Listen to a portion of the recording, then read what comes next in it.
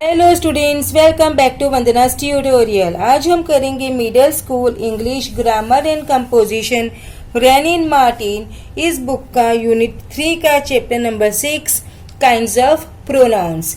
इसके पहले हम चैप्टर 5 तक कर चुके हैं। अगर आपने वो वीडियोस नहीं देखे तो जरूर से देखिएगा। प्लेलिस्ट का लिंक आपको डिस्क्रिप्शन बॉक्स में मिल जाएगा, आप वहां से वीडियोस देख सकते हैं।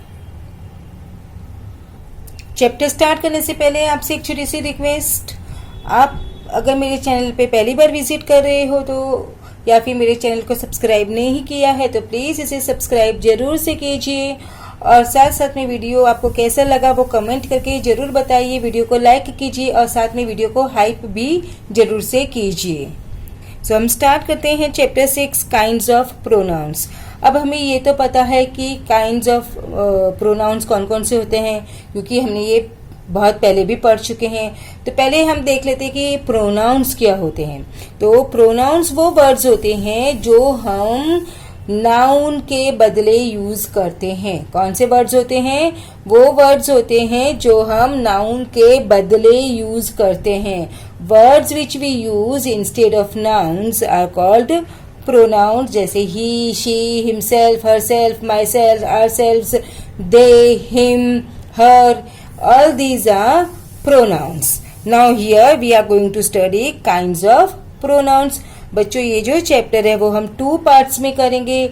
आज के इस वीडियो में हम एक्सरसाइज 4 तक करेंगे और बाकी की जो 2 एक्सरसाइज है हम इसके पार्ट 2 में करेंगे, क्योंकि ये अगर चैप्टर बहुत बड़ा है, अगर एक ही वीडियो में सारे बनाऊंगी तो वीडियो है हमारा बहुत ही लंबा हो जाएगा।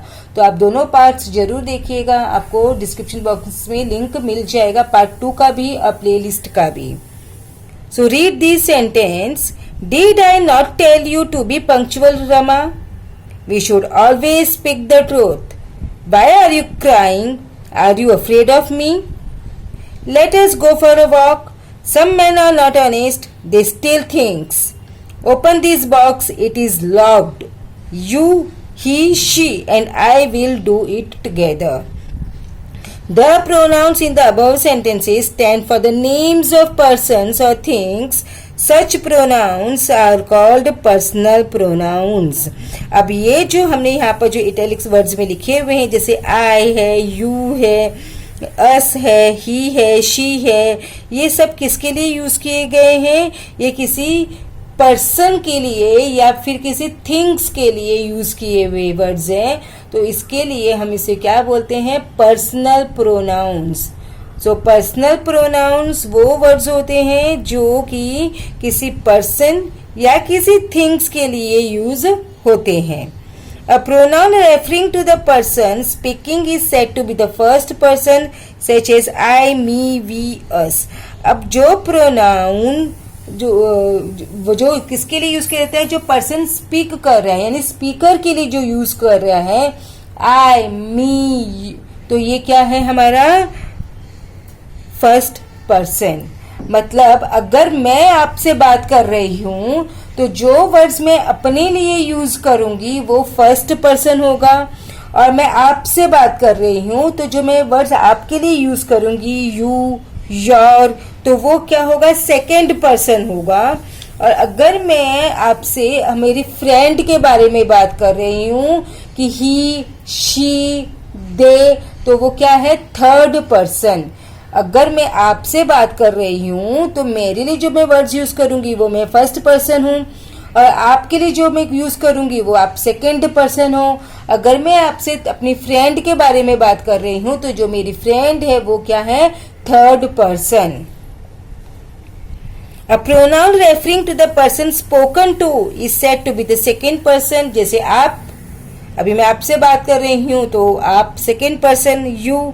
A pronoun referring to the person or thing spoken of is said to be of third person, such as he, him, she, her, if, it, they, them. अगर मैं आपसे अपनी फ्रेंड के बारे में बात कर रही हूँ तो वो थर्ड पर्सन है, और थर्ड पर्सन के लिए he, him, ये सब हम यूज करते हैं। Now read these sentences. I myself saw him do it. We will see it to ourselves. You yourself can best explain. He himself said so. She herself says so. We saw the president himself. The town itself is not very large. They themselves admitted their guilt. The prisoner hanged himself. The horse has hurt itself. You express yourself very imperfectly. I have hurt myself. They have got themselves into a mess. We often deceive ourselves. अभी आपने यहाँ पर देखा सब में selves वाले pronouns है. So the words in italics in the above sentences are used in two ways. अब ये जो selves वाले हैं वो दो तरीके से यूज किए हुए हैं. For emphasis with the noun or pronoun as in sentence 1, 2, 3, 4, 5, 6, 7, 8 they are called emphatic pronouns. यानी 1 से लेकर 8 सेंटेंस तक जो हमने यूज किए हैं वो हमारे emphatic pronouns हैं. तो emphatic pronouns होते क्या है? Used for emphasis, I myself opened the window. The fan itself stopped moving. The object denotes the same person or things as the subject. She hurt herself. यानी कि doer खुद ही है और जिसपे हो रहा है वो भी क्या है? खुद ही है. Used the emphasis. हम क्या कहते हैं? उस पे रिसीवर पे एम्फेसिस हो रहा है. As a reflexive when they are objects of a verb but refer to same person as the subject of the verb, as in sentence 9, 10, 11, 12, 13, 14, they are then called reflexive pronoun. देखो, you express yourself very imperfectly, मतलब वो खुद को ही express कर रहा है, खुद को ही रिफ्लेक्ट कर रहा है. तो ये जो हमारा रिफ्लेक्स है ये हमारा रिफ्लेक्सिव प्रोनाउन है. I have hurt myself. ये I और सब्जेक्ट वो दोनों क्या है? सेम है, रिफ्लेक्ट हो रहा है. I have hurt myself. तो क्या होगा वो? Reflexive pronoun. They have got themselves into a mess. They और themselves क्या है? ये इसका जो रिफ्लेक्ट हो रहा है they themselves, तो ये हमारा क्या है? Reflect. We often deceive ourselves. तो ये जो ourselves है we सब्जेक्ट के लिए यूज किया है तो ये हमारा है reflective pronoun.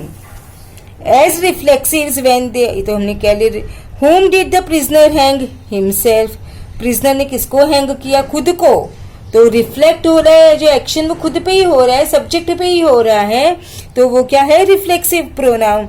We see that the prisoner is the doer of the action as well as the receiver of the action. यहाँ पर doer और receiver दोनों क्या है? सेम है, तो वो हमारा रिफ्लेक्सिव प्रोनाउन होता है. और इसमें जो doer और receiver डिफरेंट होते हैं, इसीलिए ये हमारा क्या है? एम्फेटिक प्रोनाउन होता है. अभी आप दोनों कंफ्यूज होता है तो आप एक और तरीके से उसे फाइंड आउट कर सकते हैं कि ये जो एम्फेटिक है कि रिफ्लेक्सिव है. अगर देखो, अब हम इसी में सेंटेंसेस में देख के मैं आपको बताती हूँ. Pick out the pronouns in the following sentence and say which are emphatic and which are reflexive. अब इसमें कौन सा एम्फेटिक है और कौन सा रिफ्लेक्सिव है. तो I will do it, I will do it my self. क्या है ये? इट पे आया है, ये आई के लिए नहीं आया, ये माई सेल्फ है. क्या करेगा? रिसीवर पे एक्शन हो रहा है. रिसीवर कौन है यहाँ पर? इट. तो ये हमारा क्या है? एम्फेटिक है. ही हर्ट हिमसेल्फ. तो ही हर्ट हिमसेल्फ, कौन? उसने खुद को हर्ट किया है. तो यहाँ पे जो सब्जेक्ट है उसी पे रिसीवर हो रहा है, तो ये क्या है? रिफ्लेक्सिव प्रोनाउन है. अब यहाँ पर आप एक और दे सकते हो.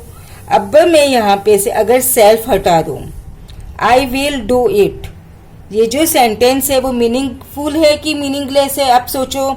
आई विल डू इट ये एक अपने आप में कंप्लीट सेंटेंस है. अगर मैं माई सेल्फ हटा देती हूँ तो और सेंटेंस फिर भी मीनिंगफुल रहता है तो वो हमारा एम्फेटिक प्रोनाउन होता है. अगर मैं हिमसेल्फ हटा देती हूँ और हमारा जो सेंटेंस है वो मीनिंगलेस हो जाता है, कंप्लीट सेंटेंस नहीं होता है, तो वो होता है रिफ्लेक्सिव प्रोनाउन. ये आप अच्छी तरह से ध्यान में रखो. He hurt himself, he hurt what? हमको सेंटेंस कंप्लीट नहीं हुआ है, तो ये है हमारा रिफ्लेक्सिव प्रोनाउन। ये सबसे इजी वे है, आप इसको फाइंड आउट कर सकते हैं कि एम्फेटिक है कि रिफ्लेक्सिव है। अगर हम माई सेल्फ हटा, अभी आपको ये तो पता चल गया जो सेल्फ वाले हैं वही प्रोनाउंस होते हैं, या तो वो रिफ्लेक्सिव होते हैं या एम्फेटिक होते हैं। ओके, अगर मैं सेल्फ वाले जो वर्ड है वो हटा देती हूँ और फिर भी सेंटेंस मीनिंगफुल है तो वो एम्फेटिक है। अगर मैं सेल्फ हटा देती हूँ और सेंटेंस मीनिंगफुल नहीं है, कंप्लीट सेंटेंस नहीं है, तो वो रिफ्लेक्सिव प्रोनाउंस होते हैं। Okay, clear? I posted the letter, I posted the letter sentence complete है, इसमें अगर मैंने माई सेल्फ हटा भी दिया तो भी क्या है, एम्फेटिक। और यहाँ पर अगर ग्रामेटिकली हम देखें तो माई सेल्फ क्या है, आई पे नहीं एम्फेसाइज कर रहा, ये किसके ऊपर आ रहा है, यहाँ पर लेटर के ऊपर। तो सिर्फ आई को हम क्या कर रहे हैं, ज्यादा एम्फेसाइज कर रहे हैं, लेकिन इसका जो एक्शन है वो क्या है, लेटर पे है, not on subject. Okay, the governor himself gave the prize. अब अगर हम इसे हिमसेल्फ हटा दो, the governor gave the prize, sentence complete हुआ हिमसेल्फ हटाने के बाद भी, तो ये हमारा है एम्फेटिक। और ये हिमसेल्फ किसका है पे हो रहा है, प्राइज पे, वो प्राइज दे रहा है। द गवर्नर हिमसेल्फ, गवर्नर को तो सिर्फ एम्फेसाइज किया है, लेकिन जो इसका इफेक्ट है वो हमारे ऑब्जेक्ट पे हो रहा है, ना कि सब्जेक्ट पे। Okay, I blame my self for it, I blame for it, I blame for it क्या, अगर मैंने माई सेल्फ हटा दिया तो माई सेल्फ हटा के बाद सेंटेंस कंप्लीट हुआ, नहीं हुआ, तो रिफ्लेक्सिव। आप इस तरह से करो, आपको सेंटेंसेस कभी भी रॉन्ग नहीं होंगे। I shut the gate myself, अगर मैं हटा दिया मैंने myself, I shut the gate, complete sentence है, yes, so it's a emphatic. Next is the boys hid themselves, अगर द बॉय हिड, क्या हिड, सेंटेंस कंप्लीट नहीं हो रहा है, अगर मैंने सेल्फ को हटा दिया तो reflexive. Pray do not inconvenience yourself, pray do not inconvenience क्या, नहीं पता, इनकम्प्लीट सेंटेंस, तो reflexive. You may hurt yourself, you may hurt किसको, योर सेल्फ। यू डूअर और रिसीवर दोनों सेम है तो रिफ्लेक्सिव, डूअर और रिसीवर सेम होता है तो रिफ्लेक्सिव। शी पॉइजन्ड किसको, रिफ्लेक्सिव, हर सेल्फ, डूअर और रिसीवर दोनों क्या है, सेम है, रिफ्लेक्सिव हो रहा है। ही set himself a hard task, he set himself, तो ही हिमसेल्फ, तो ये क्या हुआ, यह है emphatic. He set a hard task, sentence complete हो रहा है, हिमसेल्फ किस पे आ रहा है इफेक्ट, हार्ड टास्क पे, इसलिए ये एम्फेटिक है, not reflective. We seldom see ourselves, others see us, we seldom see as others see us, तो ये क्या है, सेंटेंस इनकम्प्लीट है, reflexive. Next, point out the object और object, sorry, this is a fan, that is a tree, those are chairs, these are children. अब ये sentence में हम देखते हैं, so read this sentences. This is a present from my uncle, these are merely excuses. अब यहाँ आप देखोगे ये जो दिस है वो सिंगुलर के लिए यूज किया है, that is also used for singular, those for plural and these also for plural. तो ये पॉइंट आउट कर रहे हैं किसी ऑब्जेक्ट को, तो ये हमारे होते हैं डेमोन्स्ट्रेटिव प्रोनाउंस। क्या होते हैं, डेमोन्स्ट्रेटिव प्रोनाउंस में सिर्फ ये 4 ही वर्ड्स आते हैं, this, this, that, those and this. So that is my house, those are my parents, such were his actual word, such, यहाँ पे हमें सच भी दिया है तो हम सच भी काउंट करते हैं। In the above sentence these, that, those, such are used to point out object or objects to which they refer and are therefore called demonstrative pronouns. Now read this. Some say he is mad, few escaped unhurt, many are of that opinion, all were drawn, do good to others. None but fools have ever believed it. One cannot do just as one likes. The pronouns some, few, many, all, etc. refer to people or things in a vague and general way. They are therefore called indefinite pronouns. अब यहाँ पे आप देखो some, few, many, ये सब क्या है, general बातें की हुई है. इसमें से हमें कुछ डेफिनेट पर्सन के बारे में नहीं पता चल रहा है. सम मतलब कौन, सम कोई भी सम हो सकते, जनरल बात की है. ऑल तो ऑल मतलब सब, कौन, ऑल यहाँ वाले वहां वाले किधर वाले, ऑल सब, कोई भी ऑल हो सकते हैं. कोई भी मैनी हो सकता है. कोई पर्टिकुलर चीज के बारे में नहीं बताया है मैंने, कोई भी पर्टिकुलर चीज के बारे में नहीं बताया. कोई डेफिनेट पर्सन के बारे में मैंने नहीं बताया कि this is only, that is only, ऐसा नहीं बताया है. जनरल बात की है. तो ये प्रोनाउंस कौन से होते हैं, indefinite pronoun.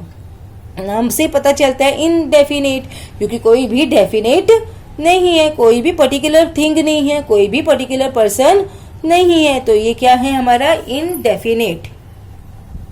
Exercise 2, pick out the demonstrative and indefinite pronouns in the following sentences. Can any of you do this sum? Any is pronoun. कौन सा है, इनडेफिनिट, कोई भी कर सकता है, कोई भी, मैं भी, आप भी, वह भी, ये भी, कोई भी डेफिनेट नहीं बताया है, तो इनडेफिनिट प्रोनाउन है.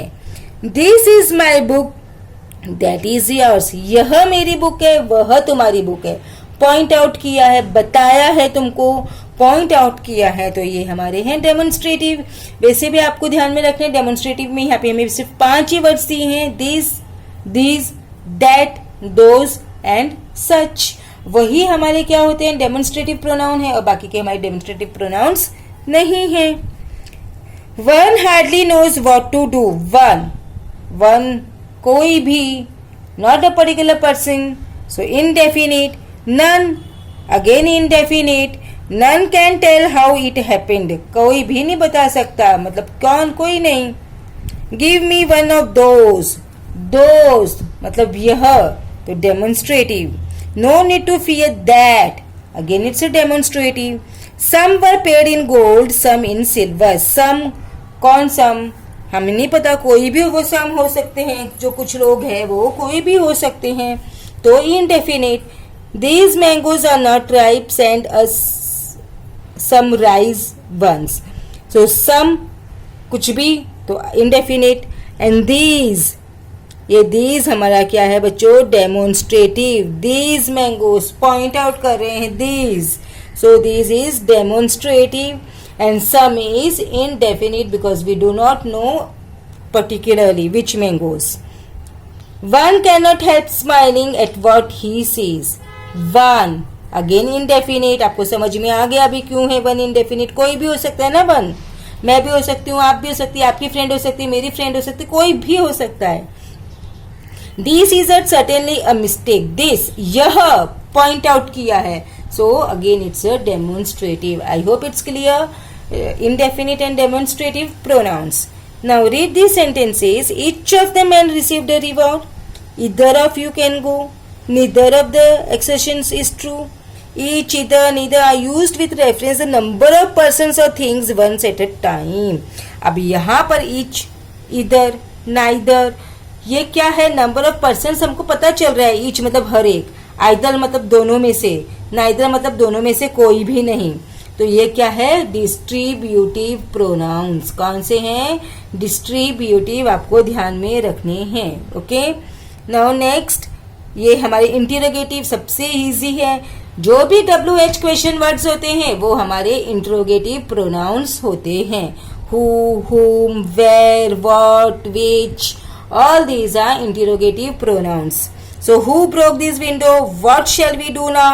Which would you prefer? In the above sentences, the pronouns who, what and which not only stand instead of nouns but also ask questions. Questions पूछ रहे हैं ना हमसे, तो क्वेश्चंस पूछ रहे हैं तो इंटरोगेटिव का मतलब ही क्वेश्चंस होते हैं. आपको तो ये पता है already. Pronouns used for asking questions are called interrogative pronouns. Exercise 3, underline the correct distributive pronoun in the following sentences. हमने देखा है क्या होते हैं, ईच, ईदर, नीदर, एवरीवन, ये सब हमारे क्या है, distributive pronoun. Each of you has received a prize. Each, either of them, because ये distribute कर रहे हैं ना. Is it good enough? Either. Neither of the answer is true. Neither. Each of you has to come at the right time. Each of you is responsible for yourself. Each. You can sit on either side of me. Either. Neither of you is selected for the final. Neither. Everyone of us got a prize for winning the competition. So everyone. The teacher gave us a pen. Sorry, यहाँ पे us नहीं आएगा. Each. ये क्या है? Each आएगा इधर. The teacher gave us a pen each. तो each. Neither of the subject is interesting for me. So neither. Now exercise 4 सबसे easy. Pick out the interrogative pronouns in the following sentence. Which is your uncle's house? Which? Who is there? Who? आपको मैंने बताया WH questions सारे interrogative pronoun होते हैं. So what is the matter? What? Who made the top score? Who? Which one will you take? Which? What is the news? What are those marks on your shirt? What? whom do you want? whom? to whom you are? to whom were you speaking? whom? whose is this? so whose. तो बच्चों इसी के साथ में हमने जो part 1 है वो फिनिश किया. अब नेक्स्ट वीडियो में मिलते हैं हम इसी चैप्टर के पार्ट 2 के साथ. तब तक take care and keep watching Vandana's tutorial. मिलते हैं नेक्स्ट वीडियो में. आपको यहाँ पर सारे वीडियोस मिलेंगे. Primary school English grammar and composition भी हमने फिनिश कर दिया है. उसका प्लेलिस्ट भी मैं आपको डिस्क्रिप्शन बॉक्स में दे दूंगी, तो आप वहां से वो वीडियो देख सकते हैं. So thank you once again.